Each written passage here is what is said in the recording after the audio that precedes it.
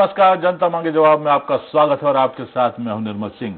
साल 2022 जनवरी का महीना चल रहा है और हर कोई ये उम्मीद कर रहा है कि उसके लिए साल शानदार होगा। वो तमाम मुश्किलें खत्म होंगी जिससे वो लंबे समय से जूझता आ रहा है, क्योंकि कोरोना की लहरों ने कई युवाओं को बेरोजगार कर दिया है।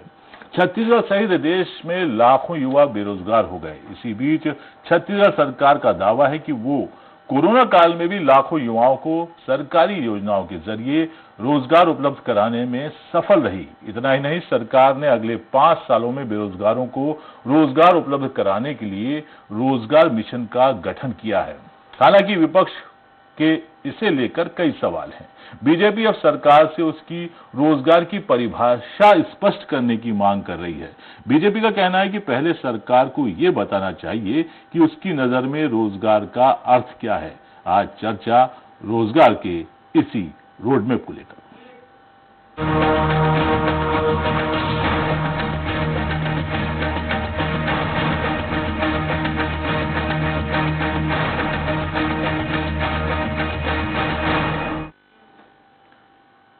छत्तीसगढ़ सरकार ने राज्य में अगले 5 सालों में रोजगार के लिए 12 से 15 लाख नए अवसरों का सृजन करने के लिए रोजगार मिशन बनाने का फैसला लिया है। इसे लेकर सरकार का मानना है कि राज्य में पिछले 3 सालों में सभी जिलों में रोजगार को बढ़ावा देने के उद्देश्य से अनेक कार्यक्रम शुरू किए गए हैं, जिनसे बड़ी संख्या में रोजगार के स्थायी अवसरों का सृजन हुआ है और लोगों की आय और जीवन स्तर में सुधार हुआ है। आज चर्चा इसी मुद्दे को लेकर, उससे पहले देख लेते हैं एक रिपोर्ट। कोरोना काल की तीसरी लहर की चिंता के बीच सूबे के युवाओं के लिए अच्छी खबर है। दरअसल छत्तीसगढ़ में आगामी 5 वर्षों में 12 से 15 लाख नए रोजगार के अवसरों का सृजन करने के लिए राज्य शासन ने मुख्यमंत्री भूपेश बघेल की अध्यक्षता वाले छत्तीसगढ़ रोजगार मिशन के गठन का फैसला लिया है। दरअसल राज्य में बीते 3 सालों में सभी जिलों में रोजगार को बढ़ावा देने सरकार का उद्देश्य है। इस दौरान सरकार के द्वारा कई अभिनव कार्यक्रम शुरू किए गए। रोजगार के स्थायी अवसरों का सृजन किया जा रहा है। लोगों की आय एवं जीवन स्तर में सुधार हुआ है। छत्तीसगढ़ हर्बल की पहचान के साथ ही गोधन न्याय मिशन, टी कॉफी बोर्ड, मछली पालन एवं लाख उत्पादन को कृषि का दर्जा देने, रूरल इंडस्ट्रियल पार्क तथा वाणिज्यिक वृक्षारोपण कार्यक्रमों के प्रभावी क्रियान्वयन से राज्य में रोजगार के नए अवसरों के सृजन की असीमित संभावनाएं। वहीं रोजगार मिशन को लेकर जमकर सियासत भी हो रही है। बीजेपी ने रोजगार मिशन को एक शिकूफा बताया। बीजेपी का आरोप है कि छत्तीसगढ़ सरकार रोजगार के मुद्दे पर श्वेत पत्र जारी करे कि कितने बेरोजगारों को नौकरी दी है। वहीं कांग्रेस का कहना है कि भूपेश सरकार ने आने वाले 5 सालों में 12 से 15 लाख युवाओं को रोजगार देने की योजना बनाई है। इससे बीजेपी को क्यों तकलीफ हो रही है? मुझे लगता है या तो शिकूफा है या ये मजाक है या छत्तीसगढ़ के नौजवानों के साथ में एक विध्वस्त खेल है। हम तो चाहेंगे कि मुख्यमंत्री जी जनता के सामने इस मामले में श्वेत पत्र जारी करें कि किस किस विभाग में कितने कितने लोगों को नौकरी दी गई है। वास्तव में जमीन पर छत्तीसगढ़ सरकार कहीं पर भी नहीं है और बेरोजगारों के साथ में क्रूर मजाक कर रही है। पिछले 3 साल में 5 लाख युवाओं को रोजगार देने के बाद मुख्यमंत्री श्री भूपेश बघेल ने आने वाले 5 साल में 12 लाख से 15 लाख युवाओं को रोजगार देने के लिए छत्तीसगढ़ रोजगार मिशन के गठन का निर्णय लिया है। तो इसमें भारतीय जनता पार्टी और डॉक्टर रमन सिंह जी को क्यों आपत्ति हो रही है? किसी भी सरकार के लिए बेरोजगारी एक बड़ी चुनौती है। सभी बेरोजगार युवाओं को रोजगार उपलब्ध कराना आसान काम नहीं है। केंद्र की मोदी सरकार ने हर साल देश में 2 करोड़ लोगों को रोजगार देने की बात कही थी, लेकिन सबको मालूम है कि कितने लोगों को रोजगार मिल पाया है। अब देखना होगा कि आगामी 5 सालों में 12 से 15 लाख लोगों को रोजगार देने की मंशा से गठित रोजगार मिशन कितना कारगर साबित होता है। दिलीप साहू, स्वराज एक्सप्रेस, रायपुर। और इस खास मुद्दे पर चर्चा के लिए बेहद खास पैनल हमारे साथ जुड़ चुका है, जिसमें शामिल हैं बीजेपी प्रवक्ता अनुराग सिंहदेव, कांग्रेस प्रवक्ता धनंजय सिंह ठाकुर और वरिष्ठ पत्रकार राम अवतार तिवारी। आप सभी का इस डिबेट में बहुत बहुत स्वागत है। सबसे पहले बात, चूंकि विपक्ष की आपत्ति की है, तो अनुराग सिंहदेव जी, आप ही से पहला सवाल है कि आप लोगों की क्या आपत्तियां हैं जो छत्तीसगढ़ सरकार रोजगार के लिए प्रयत्न कर रही है? जैसा कि दावा किया जा रहा है कि अगले 5 सालों में 12 से 15 लाख बेरोजगारों को रोजगार दे दिया जाएगा, और जाहिर सी बात है कि अगर बात निकलेगी तो दूर तलक जाएगी। जी सिंहदेव साहब। देखिए, रोजगार देना तो आपत्ति की नहीं बल्कि खुशी की बात है जी। और भारतीय जनता पार्टी यदि इस प्रकार के दावे किए जा रहे हैं तो उसका स्वागत करें। जी लेकिन देखिए विषय यहाँ पर कोई रोजगार के दावों की नहीं हो रही, यहाँ यथार्थ की हो रही। यदि आप छत्तीसगढ़ के अंदर देखें तो सरकार ने जिस प्रकार के दावे प्रस्तुत किए हैं वो अपने आप में बहुत आश्चर्यजनक दावे हैं। और इस प्रकार के आंकड़े ऐसे जारी है जैसे मान लीजिए छत्तीसगढ़ के अंदर सारी बेरोजगारी समाप्त हो चुकी। अभी कुछ दिनों पहले सरकार ने बड़े बड़े बोर्ड लगाए छत्तीसगढ़ के अंदर और बताया कि बेरोजगारी दर सिर्फ 2% बची जी। और उसके साथ साथ सरकार ने दावा किया कि हमने 5 लाख रोजगार दे दिए हैं, 15 लाख और देने वाले। उसमें अब ये सब बात दिखाना और बड़े बड़े दावे करना और उल्टे वहां पर जमीनी स्तर पर ये रोजगार की हालत जो है वो सिफर और बद से बदतर की तरफ बढ़ना, ये अपने आप में छत्तीसगढ़ की बहुत ही निराशाजनक है। और मैं तो मानता हूँ कि छत्तीसगढ़ के नौजवानों को अंगूठा दिखाने जैसा है, उनको चिढ़ाने जैसा है कि आप रोजगार दे नहीं रहे हैं, आंकड़े ऐसे प्रस्तुत कर रहे हैं जैसे आपने सभी को रोजगार। भारतीय जनता पार्टी को आपत्ति इस विषय पर कि आप शब्दवाद मत दिखाइए। अब आपके जो 20 महीने बचे हुए हैं, अब आप कमेटी का गठन कर रहे हैं, अभी तक आपको ये रोजगार सृजन के लिए कोई एक्शन प्लान आपका था नहीं, आपने अभी तक कोई योजना बनाई नहीं, आप कमेटी बना रहे। तो आपकी कमेटी का रिपोर्ट कब आएगा और फिर कब ये अमलीजामा पहनेगा और फिर कब सृजन होगा और कब रोजगार मिलेगा? तो नौ मन तेल होगा राधा नाचेगी। बिल्कुल बिल्कुल, जवाब ले लेते हैं धनंजय जी। जैसा कि कह रहे हैं कि सब्ज बाग दिखाया जा रहा है और न तेल होगा न राधा नाचेगी। और दूसरा एक बात ये भी उठती है कि जब सरकार के 2 साल बचे हैं तो 5 साल का आप लोगों ने रोडमैप तैयार किया है, तो ये क्या माना जाए कि अगली बार फिर पंजा ही होगा छत्तीसगढ़ में? निश्चित तौर पर आने वाले कई सालों तक छत्तीसगढ़ में कांग्रेस की ही सरकार बनेगी, इस पर समझ में आ गया है। इसका कारण भी आपको बताना चाहूंगा। जिस प्रकार से छत्तीसगढ़ में 15 साल तक रमन भाजपा की सरकार रही है, रोजगार देना दूर की बात रही है, ये तो युवाओं के रोजगार को आउटसोर्सिंग के माध्यम से बेचकर संघ और भाजपा के कुछ चुनिंदा लोगों को पालने पोसने काम करते थे। इनको पीड़ा होना स्वाभाविक बात है। केंद्र में इनकी सरकार बैठी हुई है जिन्होंने हर साल 2 करोड़ रोजगार देने का वादा देश भर के युवाओं के साथ किया और धोखाबाजी किया, और जिसको स्वयं भारतीय जनता पार्टी के बड़े नेता अमित शाह जी एक निजी चैनल के कार्यक्रम में कह चुके हैं कि मोदी जी के द्वारा कही गई बातें चुनावी जुमला है, तो जो जैसा रहेगा वो वैसा सोचेगा। मुख्यमंत्री भूपेश बघेल जी के साथ जनता से जो वादा कांग्रेस ने किया उसको पूरा करने का काम किया है। रोजगार की अगर हम बात करते हैं तो छत्तीसगढ़ में आप देखेंगे जहां सितंबर 2018 में जब रमन सिंह जी मुख्यमंत्री थे, भारतीय जनता पार्टी की सरकार रही है, उस दौरान 22.2% से अधिक बेरोजगारी दर था। ये आंकड़े कौन ने दिया? उसी CMI ने दिया जो रमन सिंह को आंकड़े देते रहे हैं। और आज जब बेरोजगारी दर 2.1% आ गया तो भारतीय जनता पार्टी के नेताओं के पेट में दर्द शुरू हो गया। धनंजय जी, आपसे रोडमैप के बारे में विस्तार से जानेंगे, लेकिन चूंकि बहुत सारे आपने आरोप मार दिए तो जाहिर सी बात है कि सिंहदेव साहब से भी उनकी टिप्पणी लेना लाजमी हो गया है। सिंहदेव साहब, ये तो जो है धनंजय जी अगले 15 साल लगता है छोड़ने नहीं वाले, सरकार सत्ता को छोड़ने नहीं जा रहे, ऐसा लग रहा है उनकी बातों से। तो क्या कहना है आपका? कई आरोप लगाए हैं और ऐसा बताया है, कई उपलब्धियां गिनाई हैं, पड़ला उनका कहीं ना कहीं भारी नजर आ रहा है। देखिए, इनको छोड़ने की आवश्यकता नहीं है, जनता इनसे कुर्सी खाली कराने वाली और आने वाले समय में जनता इनको आईना दिखाएगी। जिस तरीके का भ्रष्टाचार का राज उन्होंने स्थापित करके रखा है छत्तीसगढ़ के अंदर, उसकी अब उल्टी गिनती शुरू हो चुकी। ये बात कर रहे थे हमारे रोजगार की, ये यदि 15 साल का आंकड़ा मैं इनके सामने भी रखूंगा तो मेरे ख्याल से शायद इनकी अभी डिबेट का समय भी छोटा हो जाएगा। नहीं, थोड़ा रख सकते हैं।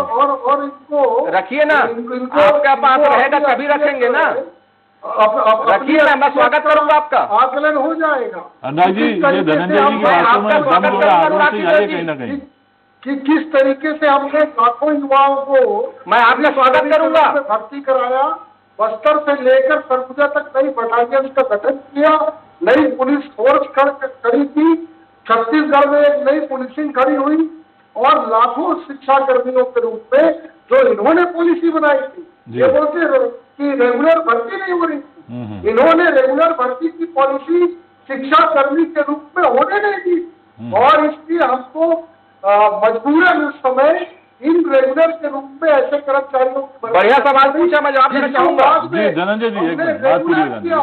ऐतिहासिक निर्णय लेते हुए शिक्षा कर्मियों को हमने रेगुलर किया और आज भारतीय जनता पार्टी की सरकार के कारण यदि 2000 की इन्होंने रेगुलर नौकरी की है तो भारतीय जनता पार्टी को उसका श्रेय जाता है कि उन्होंने शिक्षा कर्मियों को नियमित शिक्षक के रूप में स्थापित कर दिया और अब जो भी भर्तियां होंगी गर्व के साथ मैं कह रहा हूं भारतीय जनता पार्टी की सरकार के कारण टीचर्स की भर्ती अब रेगुलर होगी।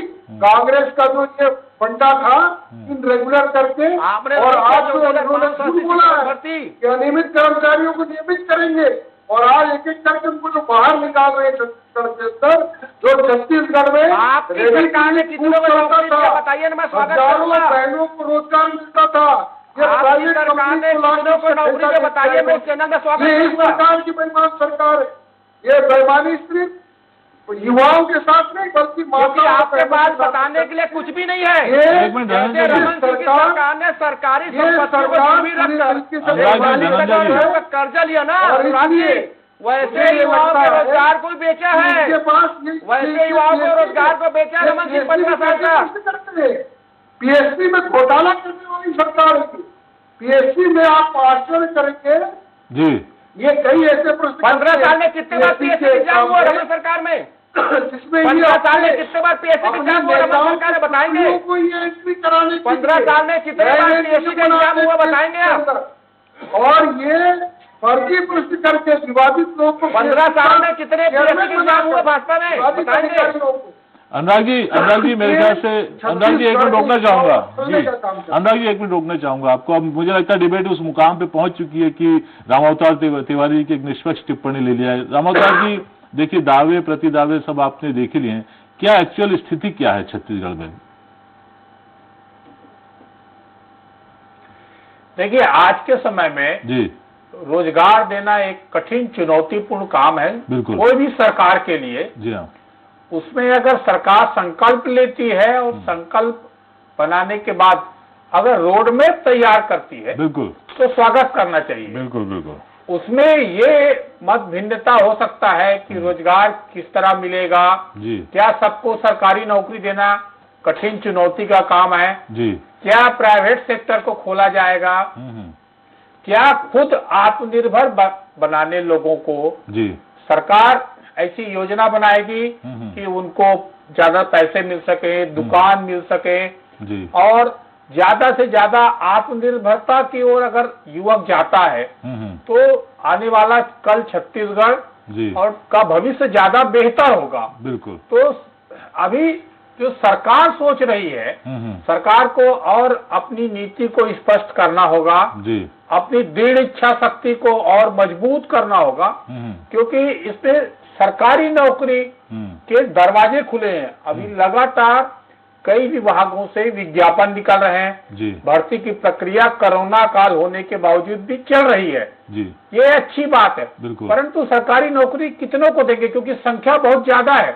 हम कहीं देखे हैं 2 पद के लिए हजारों की संख्या में बेरोजगार आ रहे हैं जो नौकरी में आवेदन दे रहे हैं, तो उनको कैसे रोजगार देंगे, ये कठिन चुनौतीपूर्ण है। इसके लिए सरकार ने कमेटी बनाई है, प्लान तैयार किया है। अब प्लान तैयार करना तो हर सरकार चाहती है, हर सरकार ये वादा करती, क्योंकि युवा ही सबसे बड़ा मतदाता है। उस युवा को प्रलोभन देने या आकर्षित करने की योजना ना होकर इसकी धरातली स्थिति मजबूत होना पड़ेगा। उस सरकार को ये कोशिश करना पड़ेगा कि कैसे उन बेरोजगार युवकों को वास्तविक में रोजगार दे सकते हैं। अभी सरकार ने ऐसा कोई बड़ा कदम अभी सरकार ने नहीं उठाया है, ये बात सही है, क्योंकि कोरोना था, सरकार के आते कई प्रकार की समस्याएं थी, खुद सरकार आर्थिक संकटों में है, क्योंकि धान खरीदी से बड़ा पैसा जा रहा है, तो वनोपज में किस तरह से रोजगार देंगे, किस तरह से आप अगर गोबर खरीदी है, उसको भी आप रोजगार का माध्यम मान रहे हैं क्या? तो अलग अलग तरीके से आपको व्याख्या करना पड़ेगा। बिल्कुल, अभी व्याख्या कर लेते हैं, धनंजय जी से व्याख्या करवा लेते हैं। धनंजय जी, रामअवतार जी ने काफी अहम सवाल उठाए हैं। क्या है रोड मैप, एक तो दर्शक ये जानना चाहेंगे। दूसरा, क्या वाकई ये चुनावी आकर्षण तो नहीं है बेरोजगारों को आकर्षित करने का? देखिए निर्मल जी, छत्तीसगढ़ में मुख्यमंत्री भूपेश बघेल जी की सरकार जब बनी, एक बहुत बड़ा चुनौती था कि छत्तीसगढ़ के किसान कर्ज के बोझ तले दबे हुए थे। उस सरकार की, जिन्होंने वादा खिलाफी कर रमन सिंह की सरकार ने, हमारी सरकार बनी, हमने किसानों को कर्ज माफ किया, 20 लाख किसान परिवार खुशहाल हुए हैं। हमने जब धान की कीमत उनको 2500 रुपए दिया, तो आप देखेंगे जहां नरेंद्र मोदी सरकार के सफलताओं के चलते देश भर में जहां आर्थिक मंदी है, छत्तीसगढ़ में आर्थिक मंदी नहीं है। क्या धान से अगर किसी को आर्थिक लाभ हो रहा है तो उसको रोजगार नहीं माना जाए? आप देखेंगे 52 उपज की समर्थन मूल्य में खरीदी रमन सिंह की 15 साल सरकार रही है। छत्तीसगढ़ की लगभग 40% से अधिक आबादी वनांचल क्षेत्र में रहती है, जिनका जीविका का साधन वनोपज है। हमने 52 रुपए के समर्थन मूल्य में खरीदी किया, ये साथ में करते थे। और तेंदुपत्ता 2500 रुपए जिसका मानक दर था रमन सरकार में, हमने उसको 4000 रुपए किया। क्या ये रोजगार नहीं हो सकता जिसको अगर आर्थिक लाभ मिल रहा? तो 52 रुपए देश में जहां कुल वनोपज की खरीदी हुई है, उसमें छत्तीसगढ़ का हिस्सा 90% के आसपास में है। ये सरकार की उपलब्धि है। जवाब ले लेते हैं धनंजय जी, पर्याप्त हो चुका मेरे ख्याल से। अनुराग जी, क्या जवाब है आपके जो आरोप लगा रहे हैं धनंजय जी? निर्मल जी, मैं सिर्फ आपसे ये निवेदन करना चाहता हूँ, देखिए विषयांतर न हो, बिल्कुल इस प्रकार के आप दावे न करिए। आप डिबेट का पॉइंट क्या है? डिबेट का पॉइंट है क्या 2.1% ही बेरोजगार छत्तीसगढ़ में बचे हैं क्या आज? इस आंकड़े से क्या कोई इत्तेफाक रखेगा? क्या इत्तेफाक रखेगा कि आपने 5 लाख सरकारी नौकरियां दी पिछले 3 वर्ष के अंदर? तो आप देना पड़ेगा कि आप क्या बोल रहे हैं? आप इस प्रकार के दावे, आप रमन सिंह की बातों पर विश्वास नहीं करते। आप कौन से आंकड़े? रमन सिंह जी का जो डिलीट हुआ, ये तो आपका विषय हो चुका। अब सरकार की सत्ता को पूर्व विपक्ष नेता डिलीट कर रही है। मेरी बात सुन लीजिए, धनंजय जी सुन लीजिए, जवाब दे रहा हूँ आपको। एक मिनट, आपके पास गया, बोलना है ना, आपके पास गया, अब मुझे बोलना है। हाँ जी, बोलिए। आपने आज कोविड कालखंड के अंदर जो लॉकडाउन पीरियड था, उसमें निश्चित रूप से मनरेगा में भारत सरकार ने स्पष्ट गाइडलाइन दिया था कि जो भी श्रमिक प्रवासी मजदूर जो श्रमिक बाहर से अपने स्टेट में वापिस आ रहे हैं, सभी को प्रचुर मात्रा में रोजगार दिए और पर्याप्त मात्रा में उसमें सरकार ने, केंद्र सरकार ने भुगतान की व्यवस्था की। ये बात सच है कि रोजगार गारंटी के अंतर्गत जो काम किए गए उसमें छत्तीसगढ़ ने अच्छी भूमिका निभाई और उसके लिए मैं प्रशंसा करता हूँ कि अच्छी भूमिका। और आपने सेंट्रल के उस गाइडलाइन का पालन किया। अब आप बोल रहे हैं कि हमने इतनी रोजगार दे दिया, उसका आंकड़ा बता रहे हैं, तो अनस्किल्ड और स्किल्ड रोजगार के अंदर फर्क है। आपके मुख्यमंत्री जी उत्तर प्रदेश में जाके बोल रहे हैं कि हमारे गौपालक 25,000 रुपए कमा रहे हैं। क्या ये सही बात है कि छत्तीसगढ़ का हर गौपालक कमा रहे हैं? 35,000 कमा रहे हैं, को तकलीफ है। आप छत्तीसगढ़ के युवाओं को 35,000 कमा रहे हैं, दर्द हो रहा है। झूठे आंकड़े प्रस्तुत कर रहे हैं। वहाँ 35,000 कमा रहे हैं, यही भाजपा के कारण है। आप यथार्थ बात लोगों को रोजगार दिया और क्योंकि चरवाहा 35,000 कमाएगा तो आरएसएस भाजपा को तकलीफ होगा, क्योंकि आरएसएस भाजपा चाहती है कि छत्तीसगढ़ से देश के इनके अडानी अंबानी की नौकरी करे। अगर चरवाहा 35,000 कमा रहा है, अभी इन्होंने 8 देश के संपत्ति आवास वापिस कर दिया। अभी 8 लाख प्रधानमंत्री आवास वापिस कर दिया। धनंजय जी, अनुराग जी धनंजय जी, अनुराग जी ने कुछ घोटाले की बात बताई दी। नरेंद्र मोदी जी की सरकार में नहीं है, आपने वापिस कर दिया, तो क्या नरेंद्र मोदी सरकार में नहीं क्षमता गरीबों का मकान बनाने की? वाले का फायदा नहीं होता? क्या श्रमिक का फायदा नहीं होता? उसमें मकान मालिक का तो फायदा होता ही गरीब। नरेंद्र मोदी जी पैसे क्यों देते हैं? 100% फंडिंग करेगा। आपने क्या किया? अडानी को पैसा दे सकते हो, अंबानी को पैसा दे सकते हो, तो गरीबों का मकान बनाने में आंकड़ों को गलत तरीके से प्रस्तुत करके आप युवाओं की कौड़ी नहीं मोदी सरकार के पास, योजना उसका पैसा राज्य सरकार में रहने कैसे होगा? और पीएससी घोटाले का जवाब भी आपको देना छलना ठगना धोखा देना नरेंद्र मोदी सरकार का चरित्र है। जो आपने छलना ठगना धोखा देना, जुमला सुनाना आरएसएस भाजपा मोदी सरकार का चरित्र है। अनुराग जी, आप भी टेलीग्राम करके बोलिए, वो भी धोखा दे देगा आपको। आप सूरजपुर जिले बताते हैं टेलीग्राम पटेल पर मत बोलिए, धोखा दे देगा आपको। टाटा पानी टेलीग्राम पटेल की सरकार की तरह बात मत करिए और बात करिए।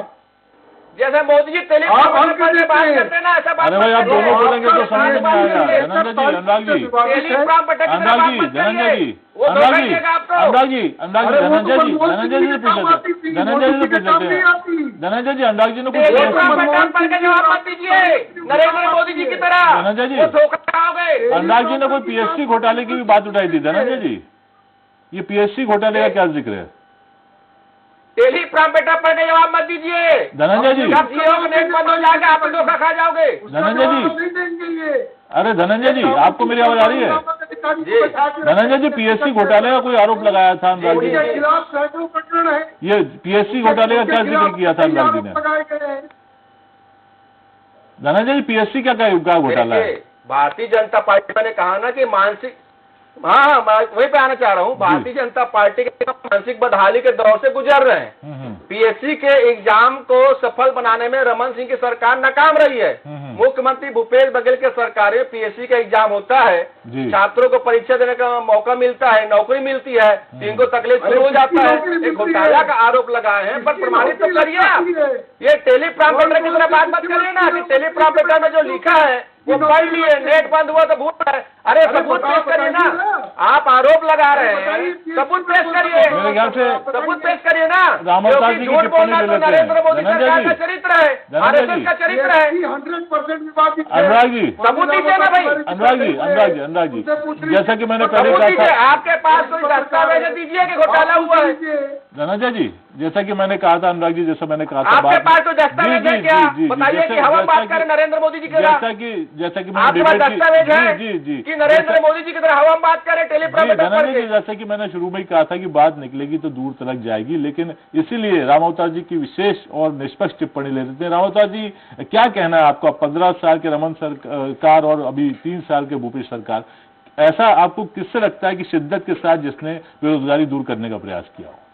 रामावतार जी,